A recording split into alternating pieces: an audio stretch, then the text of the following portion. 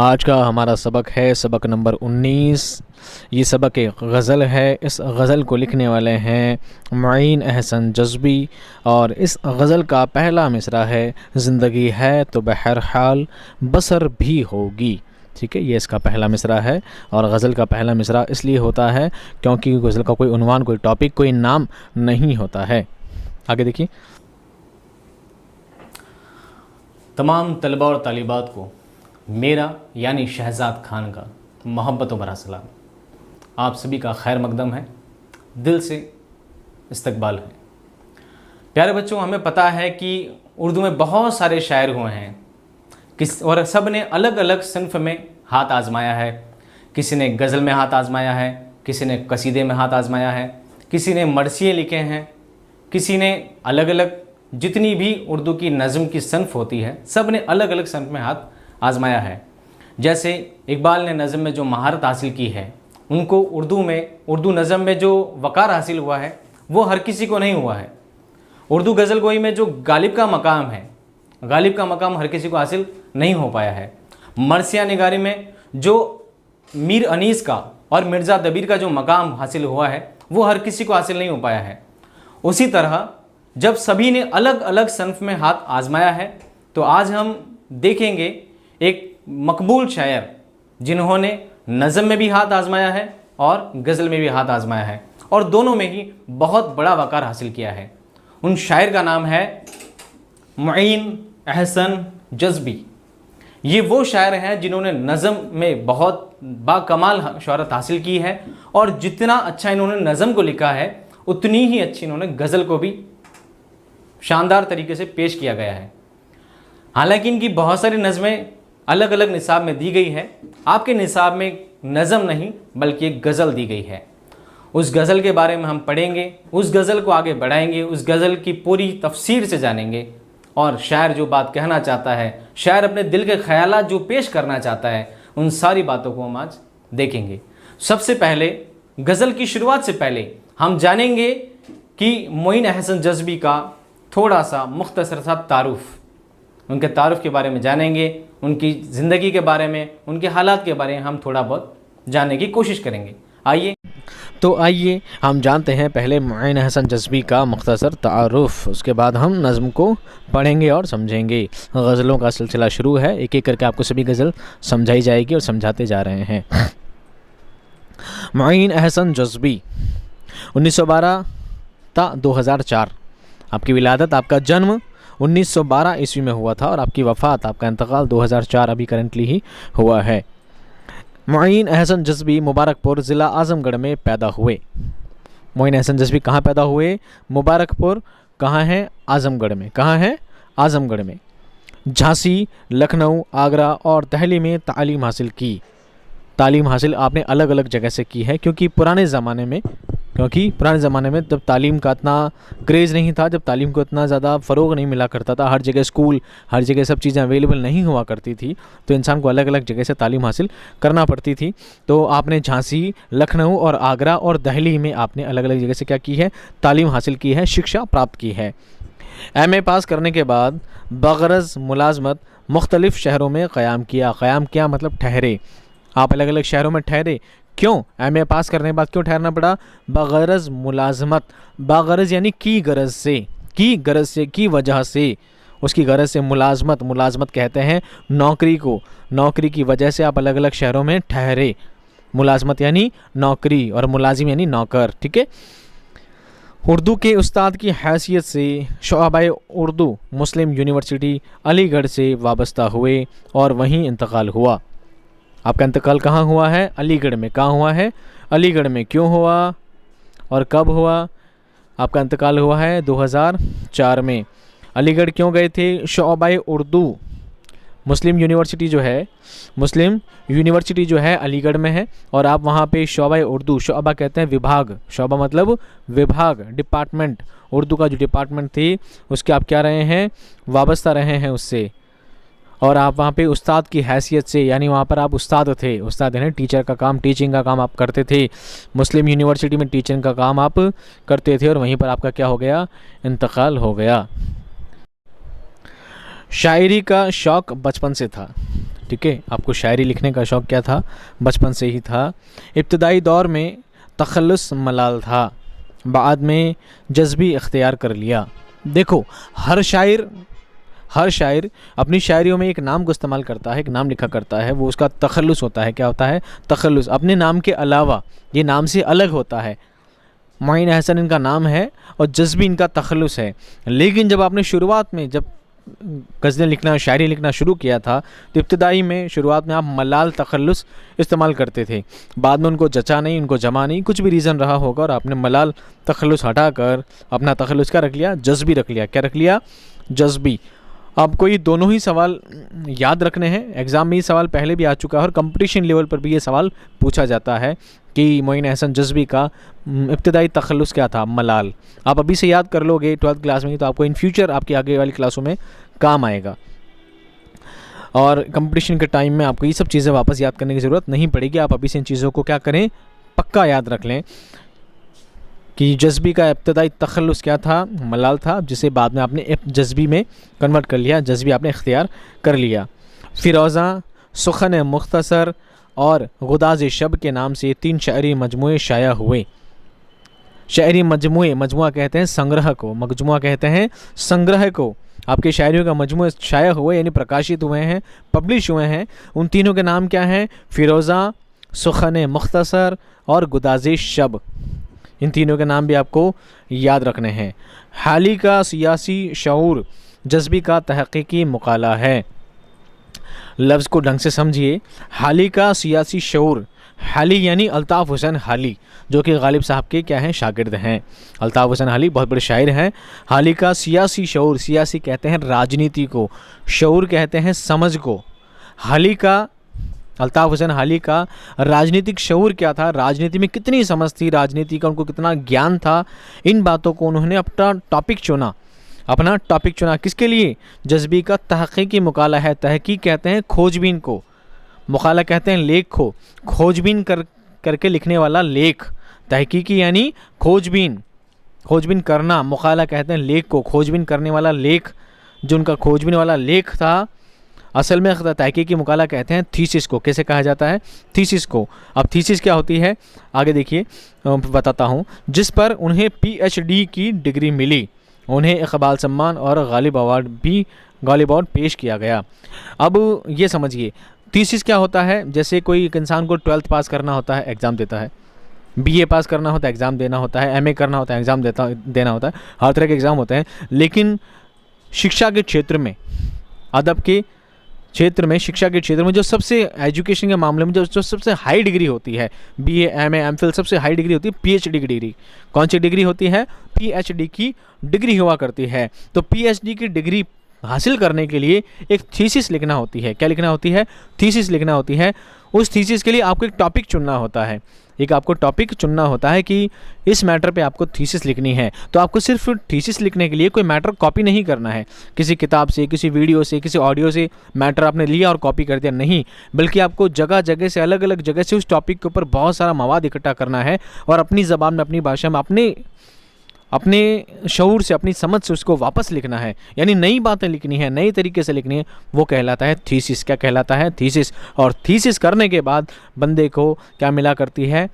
PhD की degree मिला करती है।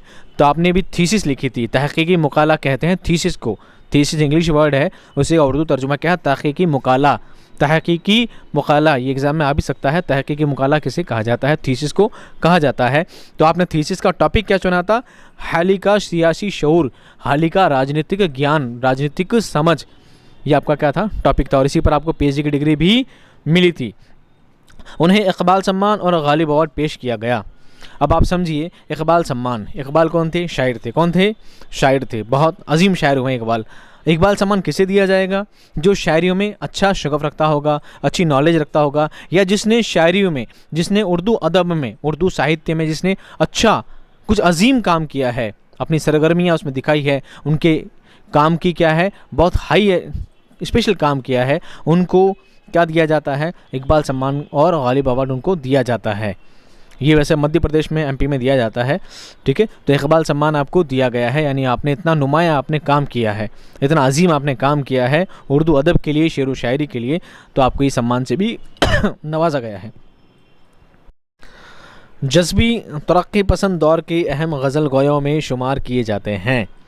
जज़्बी तरक्की पसंद तहरीक थी, तरक्की पसंद क्या थी? एक तहरीक थी, एक आंदोलन था, उसके आप अहम गज़ल गोयों, गज़ल लिखने वाले, गज़ल कहने वाले गज़ल गो कहलाते हैं। अहम यानी बहुत ख़ास, बहुत प्रमुख, बहुत स्पेशल गज़ल गो जो थे, जो इस नाम रखते थे, अपना वक़ार रखते थे, जो बहुत अजीम हुआ करते थे, उन अजीम शख्सियतों में जज़्बी का भी नाम शामिल है। तरक्की पसंद एक तहरीक है, इस तरक्की पसंद तहरीक, इस आंदोलन के बारे में पूरा वीडियो बना रखा है, आप लिस्ट में जाकर आराम से उस पूरा तहरीक के बारे में जान सकते हैं।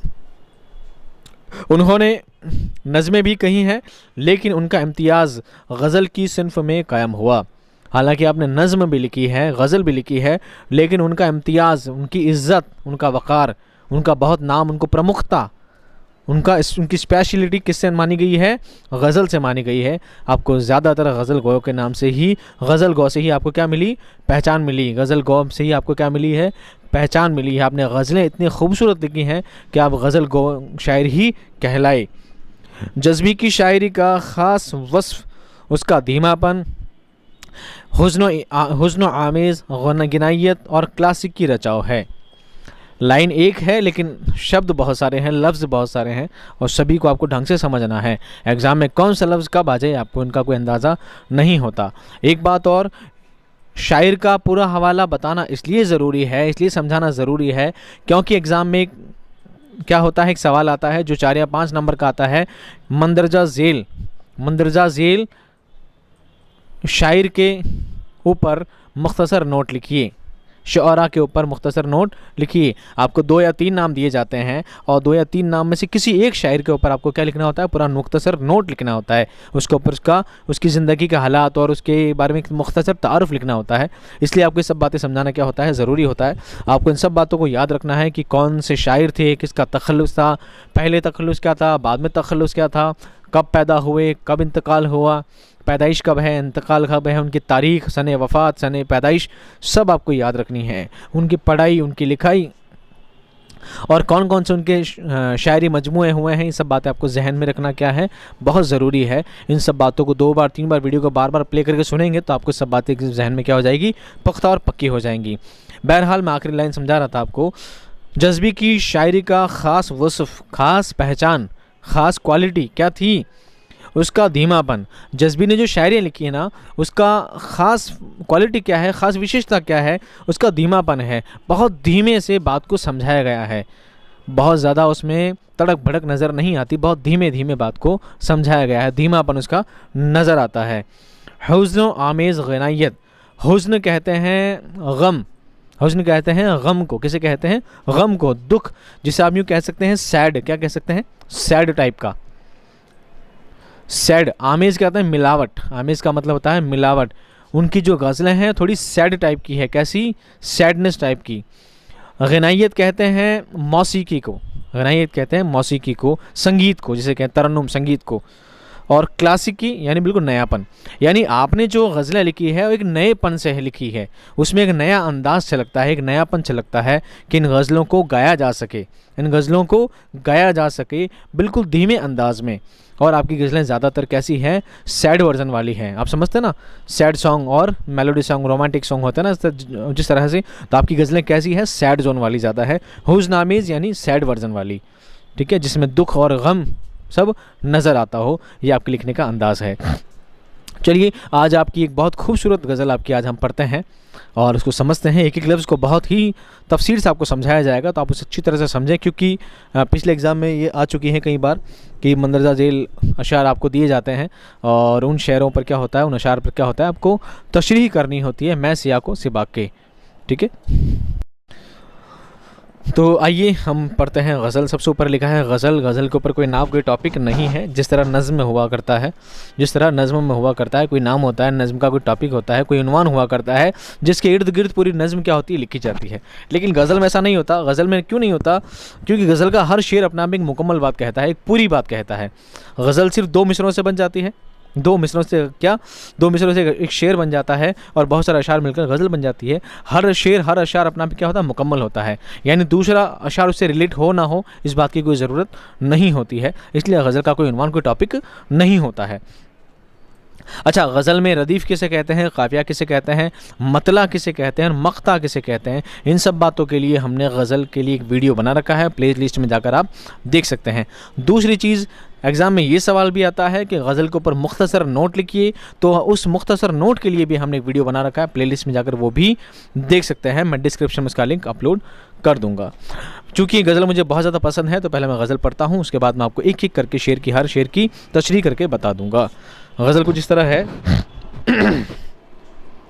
ज़िंदगी है तो बहरहाल बसर भी होगी, शाम आई है तो आए कि सहर भी होगी, पुरशिश गम को वो आए तो एक आलम होगा, दीदनी कैफियत क़ल्ब जिगर भी होगी, मंजिले इश्क़ पे याद आएंगे कुछ राह के गम, मुझसे लिपटी हुई कुछ गर्द सफ़र भी होगी। बहुत ही खूबसूरत कलाम है। पहला शेर लिखा है, ज़िंदगी है तो बहरहाल बसर भी होगी, शाम आई है तो आए कि सहर भी होगी। अब मतलब समझिए, सबसे पहले आपको एग्ज़ाम में शेर दिया जाता है और कहा जाता है मंदरजा जेल की मैं सियाक़ो सबाक क्या कीजिए, तशरीह कीजिए। तो सबसे पहले आप लिखेंगे सियाक़ो सबाक, सियाक़ो सबाक लिखेंगे। सियाक़ो सबाक में लिखेंगे मंदरजा बाला शेर निसाब के गज़ल से लिए गए हैं, जिसके शायर मुईन अहसन जज़्बी हैं, ठीक है। और उसके बाद आपको गज़ल के लिए लिखना है तशरीह, और तशरीह में किस तरह तशरीह करनी वो मैं आपको बताता हूँ। शायर कहना चाहते हैं, ज़िंदगी है तो बहरहाल बसर भी होगी, बहरहाल यानी हर हाल में, बहरहाल यानी हर हाल में, बसर भी होगी यानी गुजरेगी। जो ज़िंदगी आपको मिली है, जो ज़िंदगी अल्लाह ताला ने आपको अता करी है, ये ज़िंदगी जैसी भी है एक ना एक दिन गुजरेगी ही गुजरेगी। हर दिन क्या होता है, गुजरती जाती है, जैसी भी है गुजरेगी ज़रूर, चाहे सुख में है चाहे दुख में है, चाहे तकलीफ़ में है चाहे परेशानी में है, चाहे खुशियों में है चाहे गम में है, इस ज़िंदगी का काम है गुजरना, एक ना एक दिन इसका पूरा होना तय है। तो ज़िंदगी जैसी भी है बहरहाल गुजरेगी, एक ना एक दिन इसका पूरा होना भी तय है। शाम आई है तो आए कि सहर भी होगी। देखिए, शाम और सिहर, ये सहर नहीं, सहर का मतलब होता है जादू, सहर का मतलब होता है जादू, ये है सिहर, सिहर का मतलब सुबह, सिहर का मतलब सुबह। शायरियों में शाम और सहर, शाम और सुबह का जो लफ्ज़ हुआ करता है, ये किसके लिए लिया जाता है? शाम का लफ्ज़ लिया जाता है दुख के लिए, गम के लिए। सुबह का लिया जाता है खुशी के लिए, ठीक है, खुशी के लिए सुबह का लफ्ज़ लिया जाता है। क्यों लिया जाता है? क्योंकि जब शाम होती है, अंधेरा हो जाता है, चरिंदे परिंदे सब अपनी अपनी जगह पहुंच जाते हैं, बिल्कुल शांति हो जाती है, एकदम गमनाक सुनसान इलाका हो जाता है, हर जगह क्या हो जाता है, एकदम सुनसान सा वातावरण हो जाता है, एक माहौल वैसा हो जाता है। तो उस चीज़ को गम से तशबीह दिया गया है। शाम को क्या माना गया है? गम माना गया है। शेर व शायरी में शाम और सुबह को गम और खुशी माना गया है। तो शायर कहना चाहते हैं, ज़िंदगी है तो बहरहाल बसर भी होगी, जो भी ज़िंदगी मिली है, जिस हालत में भी है, एक न एक ये क्या होगा, जैसे भी है बसर ज़रूर होगी, गुजरेगी ज़रूर। और शाम आई है तो आए, शाम आई है अगर ज़िंदगी में दुख आए हैं तो आए, कोई बात नहीं, सहर भी होगी। इस बात का यकीन है कि सहर भी होगी, सुबह भी होगी। ज़िंदगी में शाम आई है तो ज़िंदगी में सुबह भी होगी।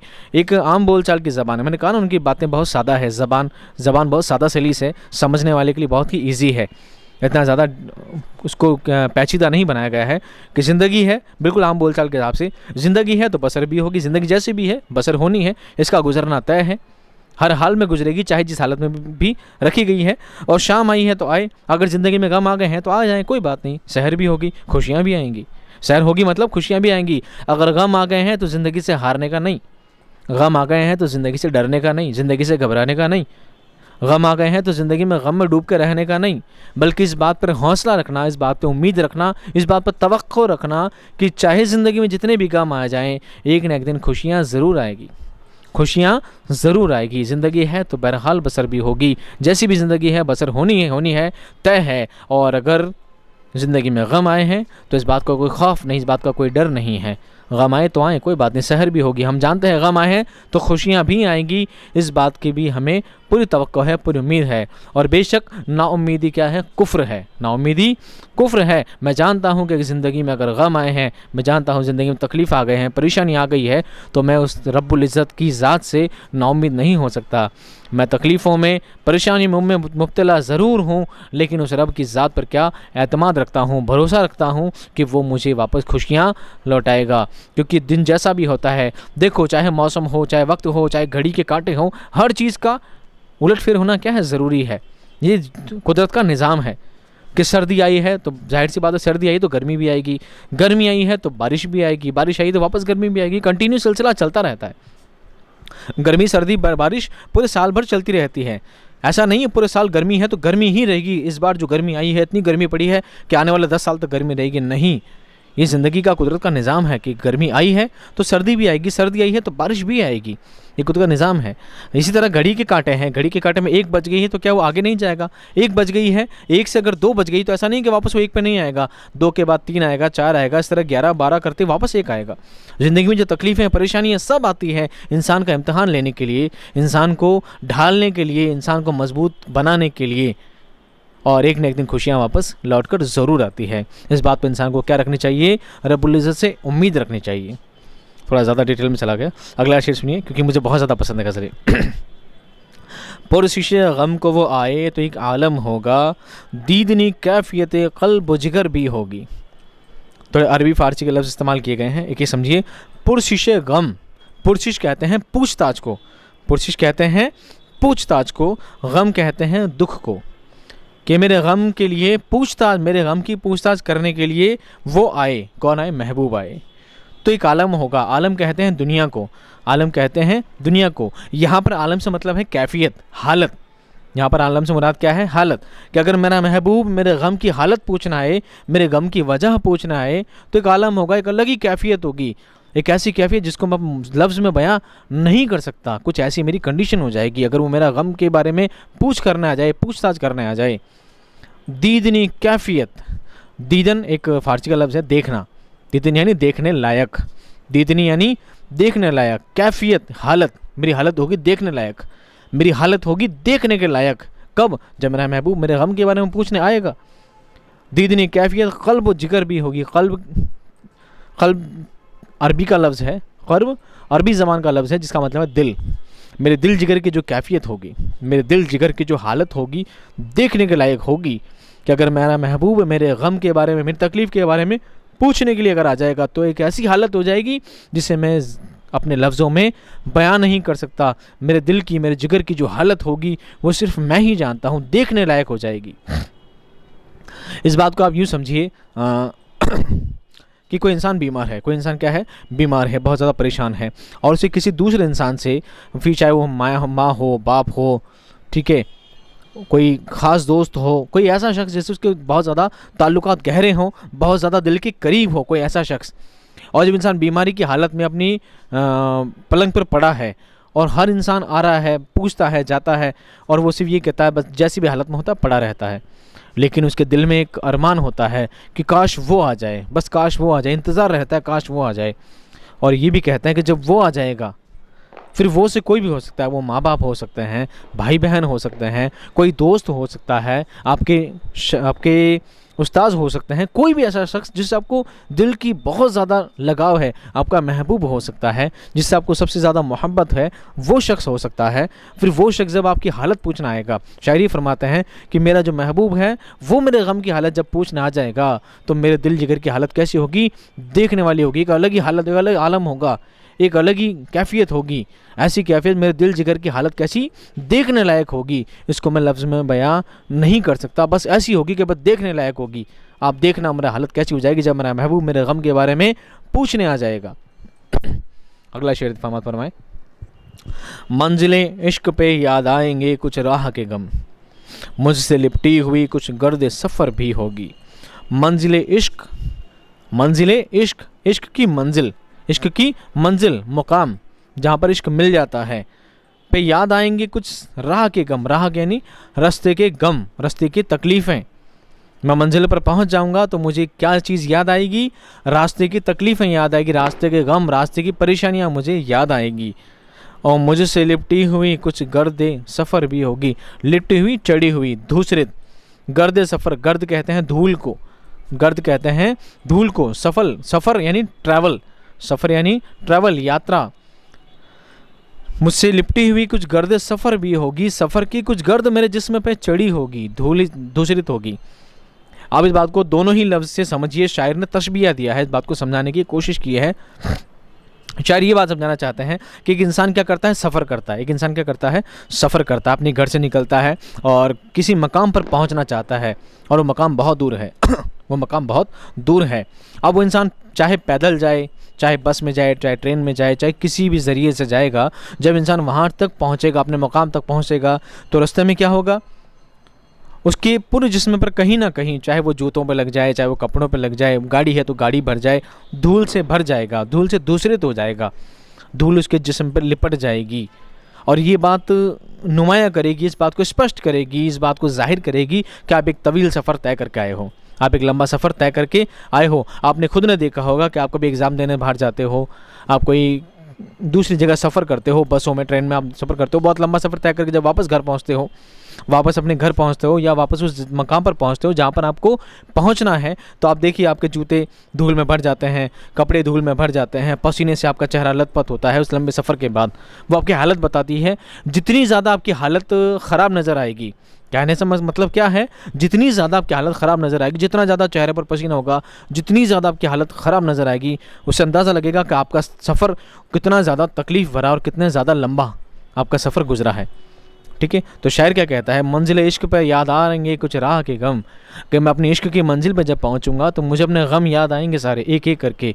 कैसे याद आएंगे, जैसे जब मैं सफ़र करके अपने मुकाम पर पहुंचता हूं, तो जब मैं अपने जिस्म को देखता हूं तो पूरा सफ़र की गर्द से, सफ़र की धूल से मेरा जिस्म भरा हुआ, सना हुआ नज़र आता है। तो ऐसे ही मैं इश्क की मंजिल पा भी लूँगा, मैं इश्क पर पहुँच भी जाऊँगा, पर मैं उन गमों को भूलूँगा नहीं। वो गम मेरे साथ ऐसे ही होंगे जैसे एक सफ़र करते वक्त इंसान के जिस्म पर धूल चढ़ जाती है, ऐसा ही मेरा कुछ सफ़र होगा।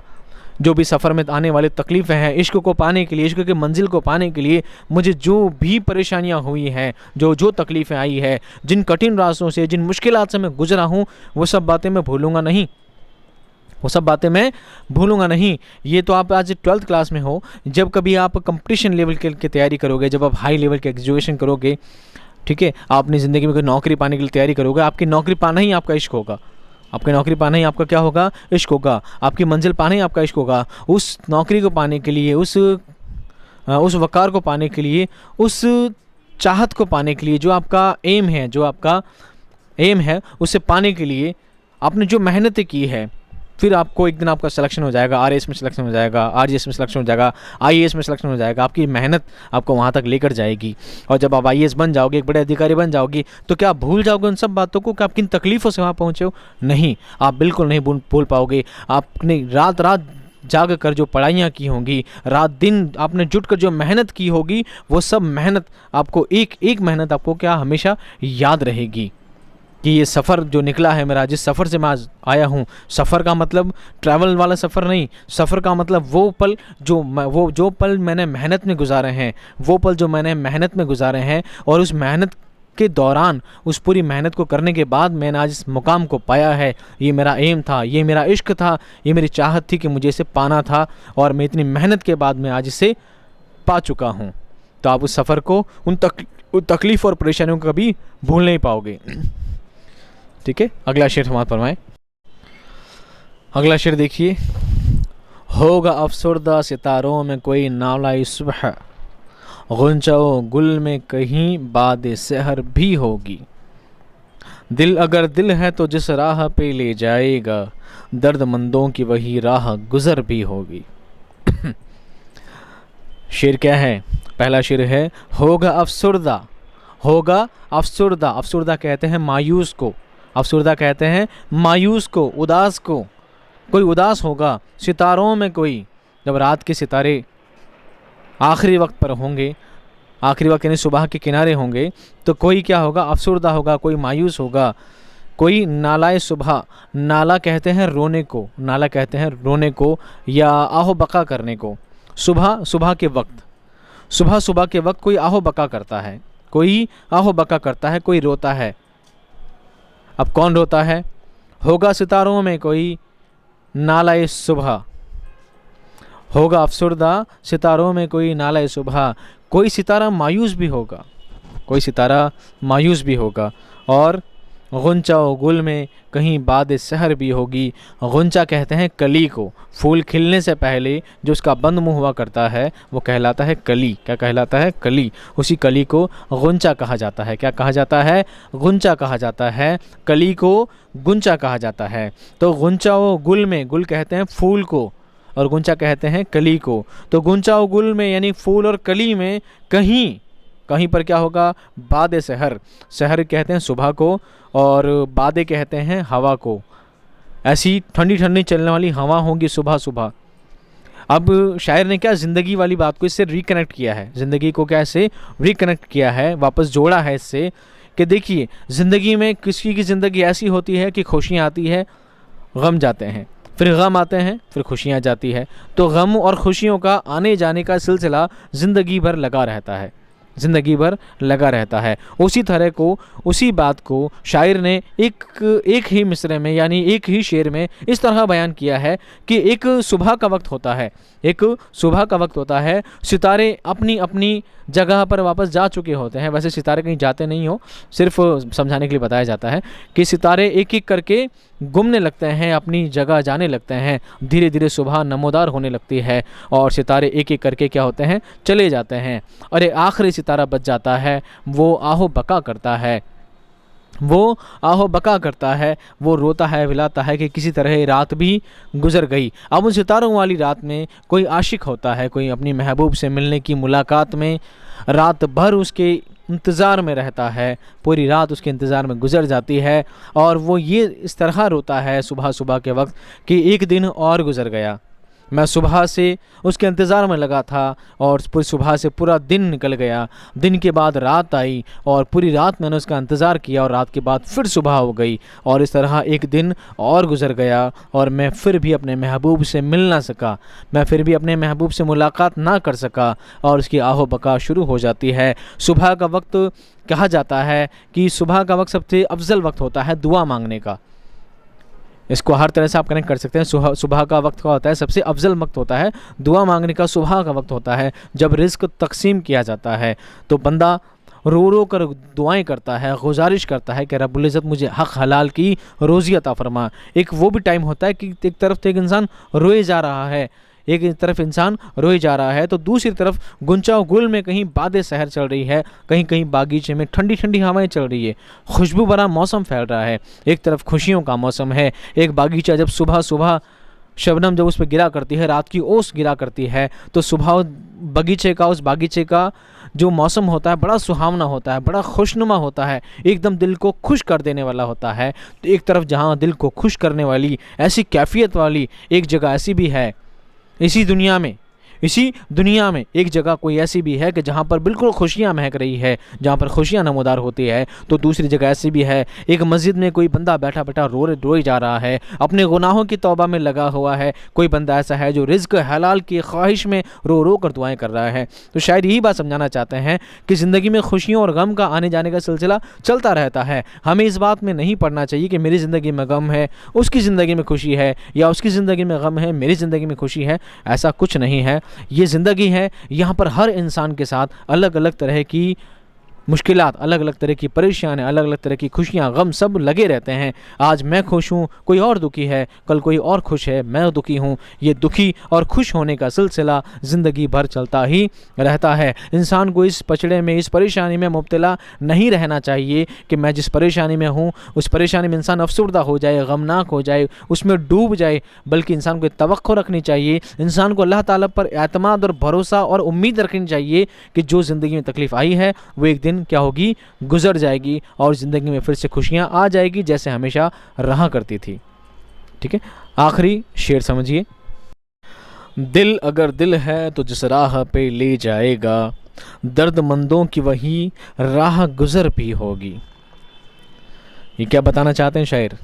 शायर पूरी कहानी का, पूरी गज़ल का निचोड़ इसमें बयान करना चाहते हैं। दिल अगर दिल है, दिल अगर सही मायने में दिल है, आप मुझसे पूछोगे सर दिल तो दिल ही हुआ करता है, दिल को लीवर किडनी तो नहीं हो सकता, तो दिल तो दिल ही हुआ करता है। तो आपने ये भी सुना होगा कि कितना पत्थर दिल इंसान है, कितना पत्थर दिल इंसान है, कितना सख्त दिल इंसान है, ठीक है, कितने काले दिल वाला है, आपने लफ्ज़ सुने होंगे ना। तो दिल तो दिल ही है, लेकिन फिर भी कोई पत्थर दिल इंसान है, कोई कड़क दिल इंसान है, कोई नरम दिल इंसान है, कोई मासूम दिल वाला इंसान है। तो दिल की भी कैफियत है, दिल की हालत है, दिल का स्वभाव है, दिल का नेचर है, ठीक है। तो कहते हैं शायर, दिल अगर दिल है तो जिस राह पे ले जाएगा। दिल अगर सही मायने में दिल है, अगर सही मायने में से दिल बनाया गया है, सही मायने में मेरा दिल है, तो ये जिस राह पे ले जाएगा, किस राह पे लेके जाएगा?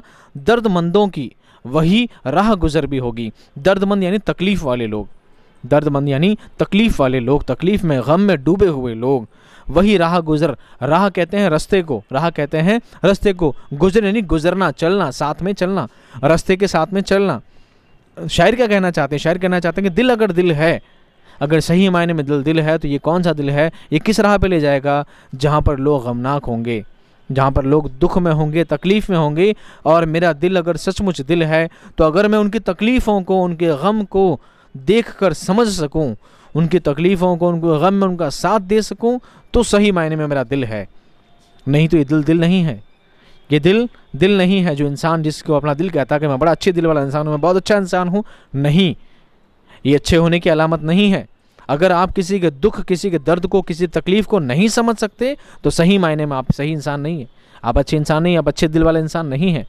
एक अच्छे दिल का इंसान होने के लिए लाजमी है, ज़रूरी है कि आप लोगों के दुख को, उनकी तकलीफ़ों को, उनकी परेशानियों को दिल से समझें। आप किसी पर जुल्म ना करें, किसी को तकलीफ़ ना पहुंचाएं, किसी को बुरा भला ना कहें, ये अच्छा होने की निशानी है।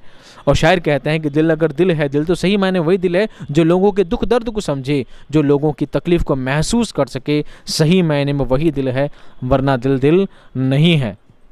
ये पत्थर दिल है, ये बुरा दिल है, ये वो दिल है जो जहन्नम में लेके जाने वाला है। ये दिल दिल नहीं है, ये बुरा दिल है। ये आपको नेक अमाल नहीं सिखाता है, तो ये दिल दिल नहीं है। ये आपसे नेक अमाल करने की तरगीब नहीं देता, तो ये दिल दिल नहीं है। ये खुदा की बंदगी की तरफ आपको राग़िब नहीं करता, नहीं ले जाता, तो ये दिल दिल नहीं है। ये लोगों की तकलीफ़ों और परेशानियों को महसूस नहीं कराता, तो ये दिल दिल नहीं है। ये सब गलत है, ये बुरा दिल है, आप अच्छे इंसान नहीं हैं। अगर आप किसी का दुख दर्द, किसी की तकलीफ़ को महसूस नहीं कर सकते, अगर आप किसी का दुख दर्द बांट नहीं सकते, उसके दुख दर्द में उसके काम नहीं आ सकते, तो बहर आप हर हाल में बुरे हैं, आप अच्छे इंसान नहीं हैं। उम्मीद करता हूँ आपको ये गज़ल ज़रूर पसंद आई होगी, क्योंकि मुझे ये गज़ल बहुत ही ज़्यादा पसंद है। मैं इस गज़ल को बहुत ही ज़्यादा पसंद करता हूँ, इसलिए इस गज़ल को मैंने थोड़ा ज़्यादा ही डीपली आपको समझा दिया। आपका ज़्यादा से ज़्यादा वक्त ले लिया, उसके लिए माफ़ी चाहता हूँ, ठीक है। ये गज़ल मेरे से बहुत ज़्यादा कनेक्टेड है, मुझे गज़ल बहुत ज़्यादा पसंद है, ये वाली स्पेशली, इसलिए मैंने आपको थोड़ा ज़्यादा ही समझा दिया इसे। आप उम्मीद करता हूँ इतना समझाने के बाद भी अगर आप एग्ज़ाम में आ जाए, इम्तिहान में गज़ल आ जाए और आप इसके सियाक़ो से बाकी साथ तशरीह ना कर पाएँ, तो फिर मेरे लिए तो बहुत बुरी बात होगी, ठीक है। तो ज़िंदगी है, बहरहाल बसर भी होगी, जैसी भी ज़िंदगी है बसर ज़रूर होगी, चाहे दुख में है, तकलीफ़ में है, परेशानी में है, इसका बसर होना तय है। मिलता हूँ आपसे नेक्स्ट वीडियो में बहुत जल्द, बहुत जल्द, आपकी ख्वाहिशों के साथ, आपके लिए बेहतर कंटेंट के साथ। तब तक खुश रहिए, आबाद रहिए, खुदा हाफिज़।